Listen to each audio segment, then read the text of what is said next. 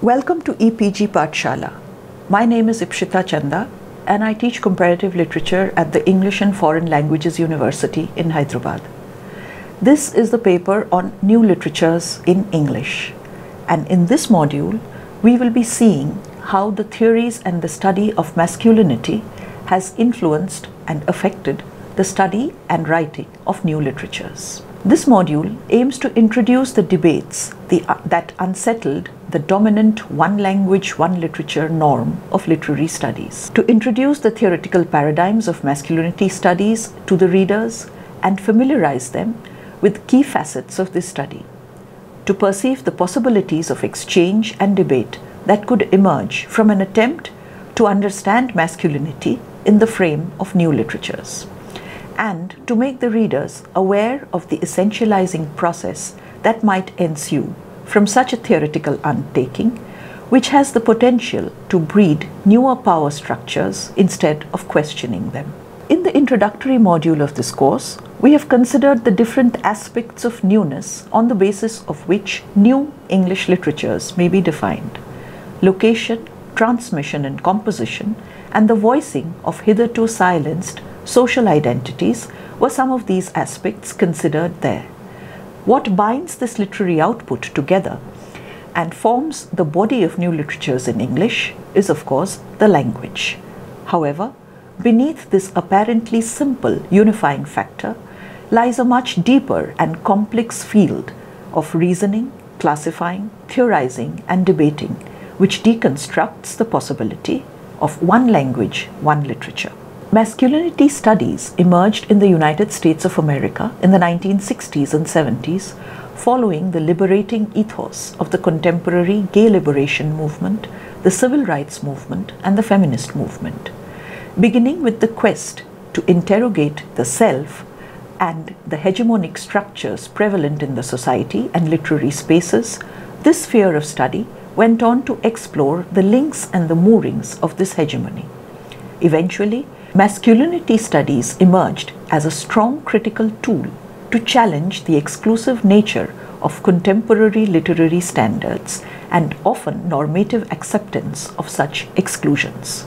It was an exclusion based on identification of social roles as corresponding to respective. In other words, what masculinity studies brought forth was the design of patriarchal power structure that operates in society through imposing specific gender roles such as that of a good woman, a sister, a daughter, or a housewife, or through identifying the deviants from these ideal roles. A good woman in such a patriarchal setup is supposed to engage all her energy, time, and labor to take care of household affairs and maintain the well-being of the family. However, the feminist movement, which came a long way since the suffragette movement, asking for the right to vote, started voicing their demand of equal wages as their male co-workers in Dagenham, UK, since the beginning of the 20th century. This could not but realize the patriarchal design of a healthy household to be exploitative.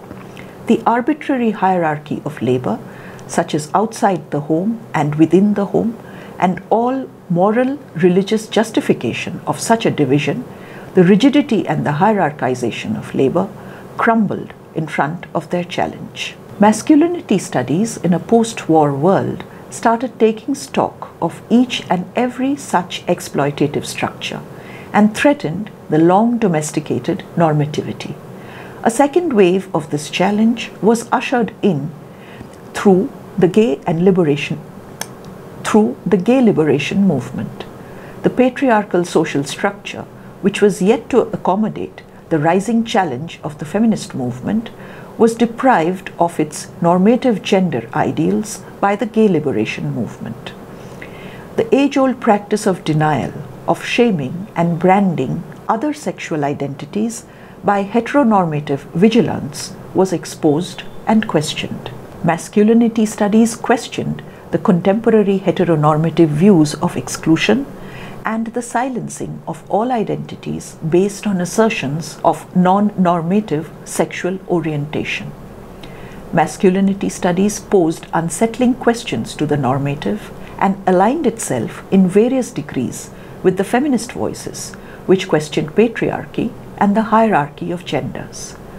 Championing such a cause was not easy, and it endangered the lives of many.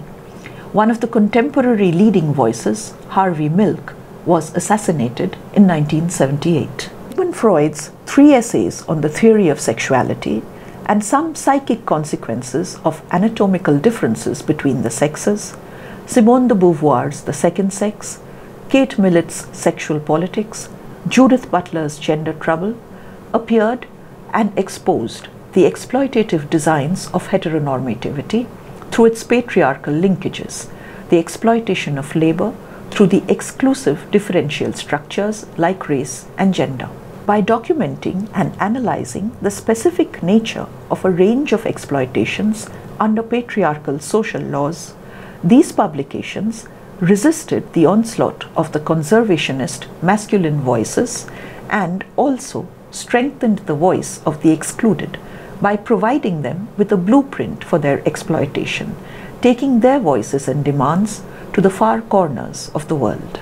The emergence of the socially construed notion of gender in place of the prevalent idea of biological division of sexes forms the bedrock of masculinity studies. Broadly, this means that gender roles are performed in the context of society and are not fixed but related to social locations. Sex is determined by primary and secondary sexual characteristics, but gender may overlay these characteristics. Sexual choice and preference are related to this lack of fit between the body and the subject which inhabits it. This is seen as threatening to the sexual and familial economy of heteronormativity and patriarchy. Thus, masculinity is a constructed role, a social performance, as much as femininity is. Both are essentialized in order to make them stable roles in the drama of patriarchy and heteronormativity. Myths of masculinity are as oppressive and as binding as myths of femininity. An essentialized homogeneous concept of masculinity may also result in producing an essentialized form of theoretical understanding. Theoretically, it may result in attempts to pluck and graft questions of a similar nature across literatures produced in various languages, locations, and by various groups with different concerns, thus doing away with local specificities. This may lead the readers towards literary understanding which is homogeneous, seamless, and strongly opposed by the vernacularizing tendencies of new literatures. Masculinity studies originated in the United States of America following the gay liberation movement of the 1960s. It takes its cues from contemporary socio-political movements, and theorists on this basis attempted to question the essentialized male and female subject constructed by the discourses of patriarchy and heteronormativity. Relating this to the theories of otherness studied in the module on otherness and literature in this course, we will attempt to unearth the linkages of such hegemony and patriarchal notions prevalent in late capitalist and globalized society. We hope that a systematic study of heterosexual hegemonic masculinity will thus emerge to be applied as a critical literary tool to analyze the objectification of the exploited subject. Angel Skarabi, in the project entitled Constructing New Masculinities, the Representation of Masculinity in US Literature and Cinema, summarized the key methodological underpinnings of masculinity studies as the following. First, masculinity defines itself through binary oppositions.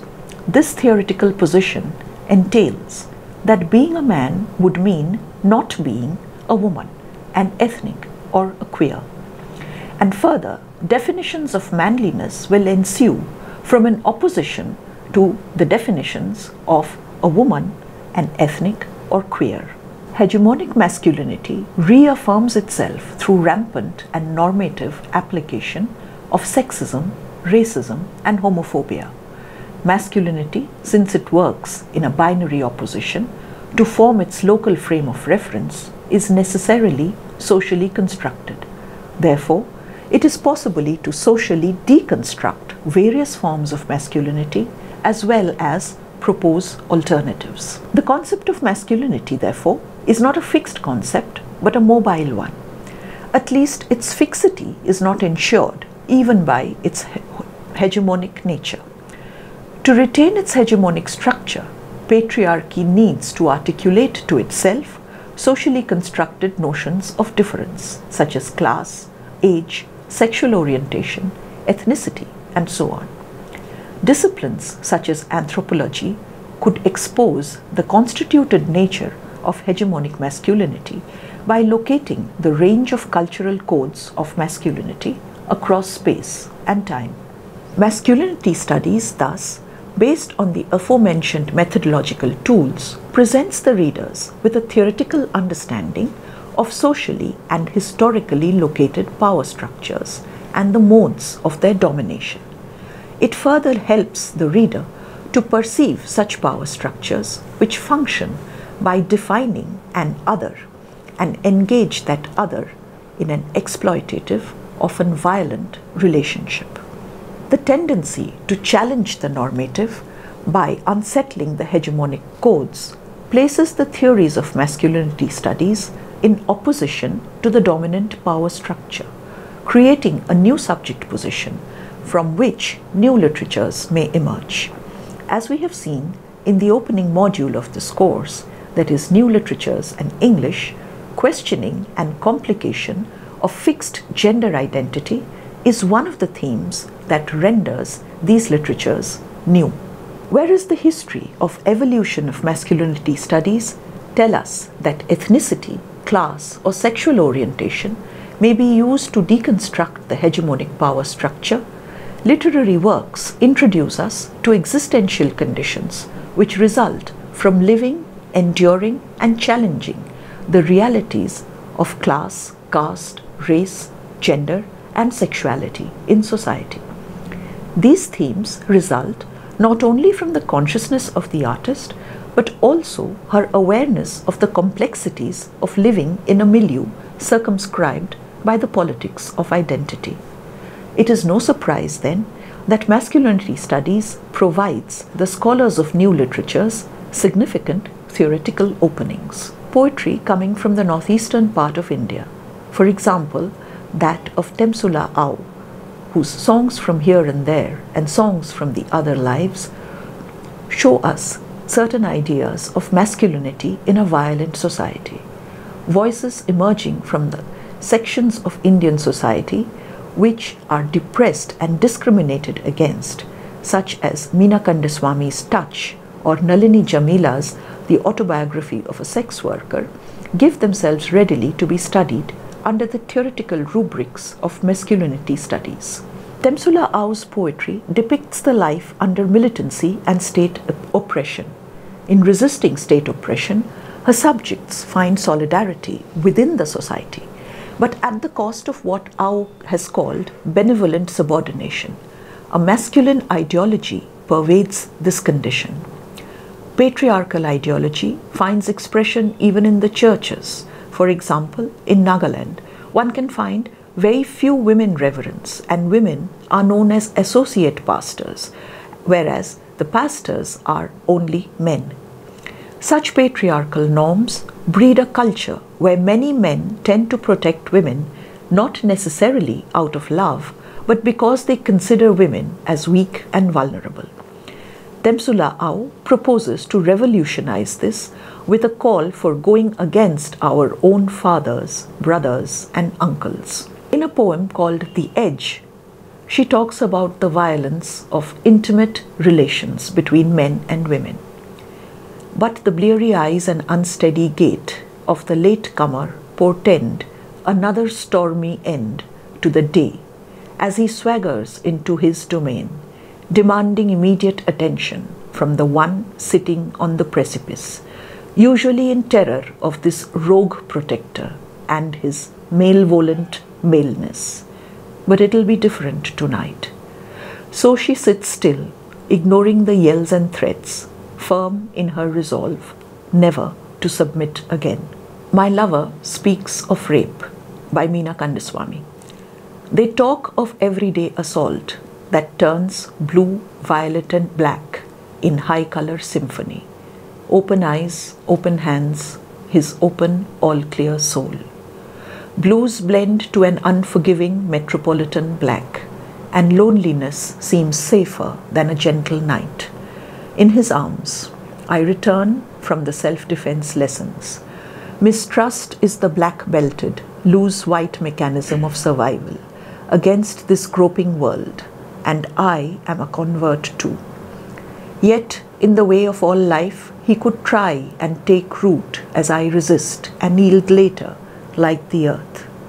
Open eyes, open hands, his open, all-clear soul. Has he learned to live my life? Has he learned never to harm? Any theoretical exercise to chalk out newer nuances by juxtaposing two different streams of thought, particularly those which are distanced by time and locale, is often prone to essentialization and anachronism. In such contexts, terminological exchanges could lead to inaccurate impositions and further flourishing of vague and complex terms.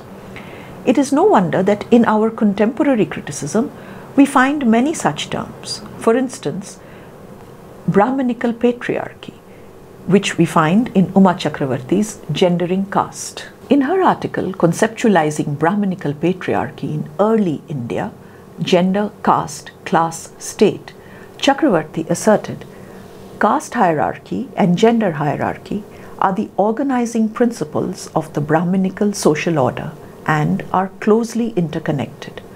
Substantiating her arguments by taking cues from ancient Indian texts, Chakravarti brought forth the interconnected nature of gender and caste oppression, much akin to the black feminist critique of exploitative labor roles. However, her conceptualization came with significant markers of time and space, namely early India, as noted in her title, and left ample space for further investigation before it could be readily applied across time and space.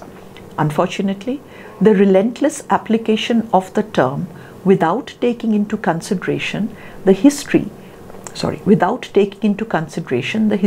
marker early India tells us that such precaution was not enough. Consequently, a new array of critiques came forward, drawing their strength from Partho Chatterjee's nationalist resolution of the woman's question, Tanika Sarkar's Women and Social Reform in Modern India, and showed how the concept of Brahmanical patriarchy strengthened and reformulated patriarchal power since the ushering in of colonial modernity in the 19th century.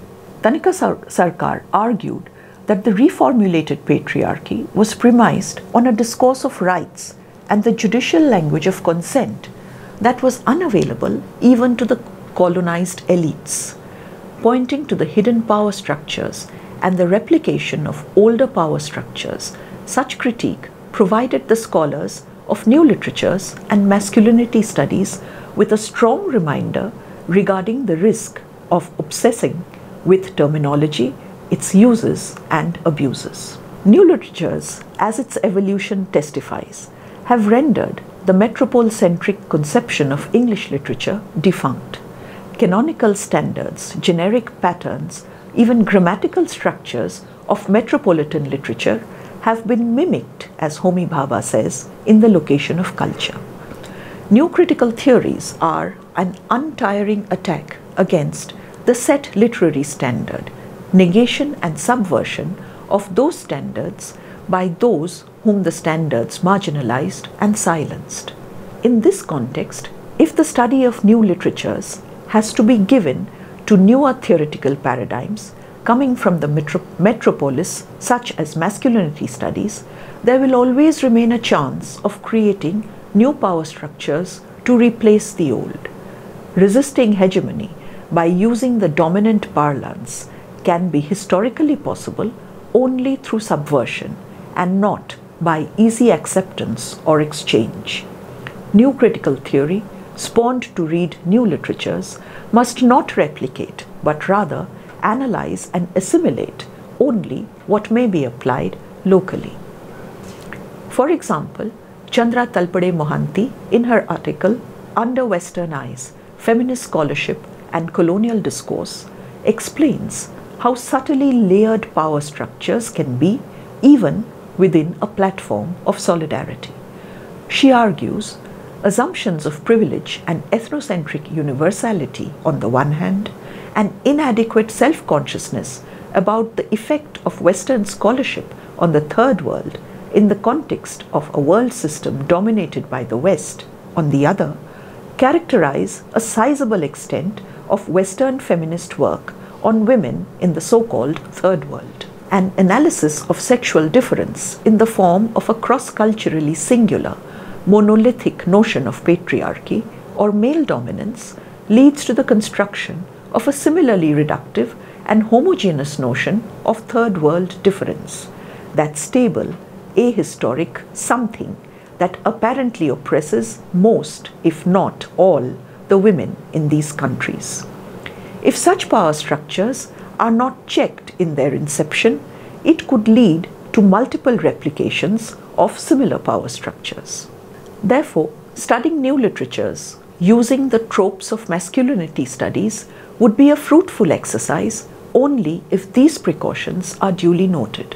However, apart from these subtle challenges, there remains another very obvious set of hindrances to overcome.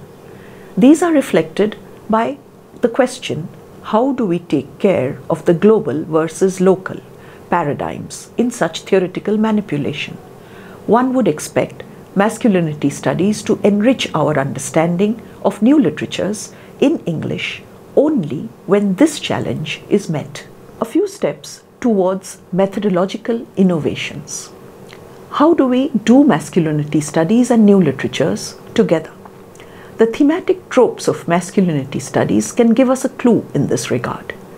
Angel Karabi, in the project titled Constructing New Masculinities, the Representation of Masculinity in US Literature and Cinema, presented the readers with the following themes for masculinity studies: warfare and masculinity, fictional work, In Country by Bobby Ann Mason. In Country is the story of a young girl who comes to terms with her father's death in Vietnam 2 decades earlier.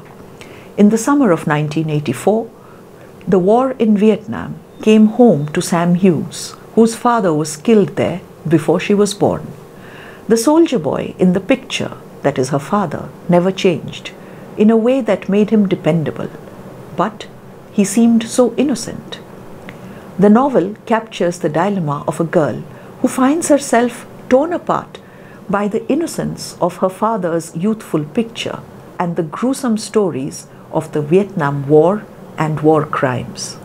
The conflict between youthful, manly innocence and the violence of war, which is the epitome of masculinity in the violent globalized world, is foregrounded in this novel. Machine Dreams by Jane Ann Phillips.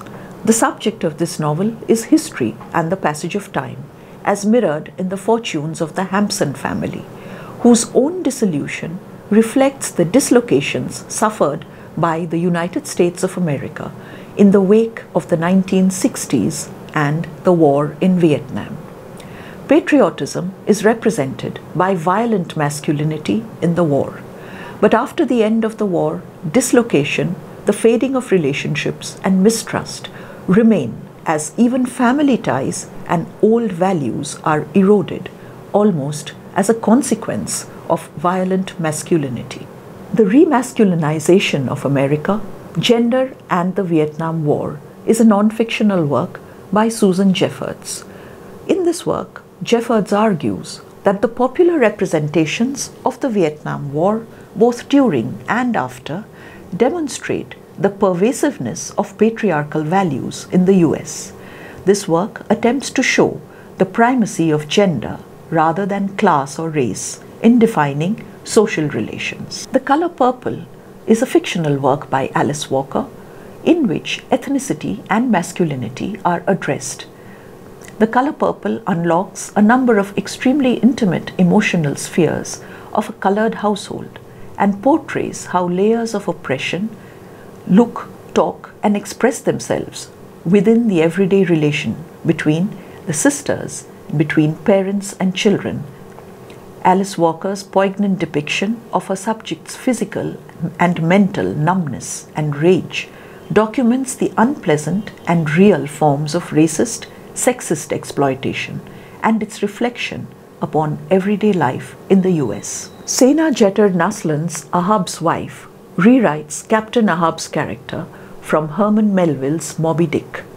The classic focuses on the manliness of challenging nature. Ahab's conflict with the whale Moby Dick is an epitome of the manly hero struggling to retain his supremacy. In the rewriting, it is Ahab's wife who takes center stage, and now it is not man versus nature, but man in the constricted and slippery space of family, where manliness takes on a different dimension. Kate Millett's Sexual Politics is often seen as one of the key books which politicizes sex. Heavily influenced by Simone de Beauvoir's Second Sex, this work interrogates the depiction of sex and discussions about it in the novels of D.H. Lawrence, Henry Miller, and Norman Mailer, and attempts to locate a difference of tone which should be judged, according to Millett, as a patriarchal hegemonic domination. Murdering Masculinities is a non-fictional work by George Porter. Though American crime novels are often derided for containing misogynistic attitudes and limiting ideas of masculinity, George Porter maintains that they are instead psychologically complex and sophisticated works. Eschewing the synthetic methodologies of earlier work on crime fiction, Murdering Masculinities argues that the crime novel does not provide a consolidated and stable notion of masculinity. Rather, it demands that male readers take responsibility for the desires they project onto these novels. Porter does this by examining the narrative strategies of 5 novels: Hammett's The Glass Key, Kane's Serenade, Faulkner's Sanctuary, Thompson's Pop 1280, and Hymes's Blind Man with a Pistol. Priscilla L. Walton and Manina Jones focus on the explosion of women-centric crime fiction in the popular American fiction market post-1970s. Watson and Jones place the genre within its aesthetic, social, and economic contexts, reading it as an index of cultural beliefs. The authors show how the male hard-boiled tradition of detective novels has been challenged and transformed by the women detective novels. Issues of child, spousal, and sexual abuse are more likely to surface in women's detective novels.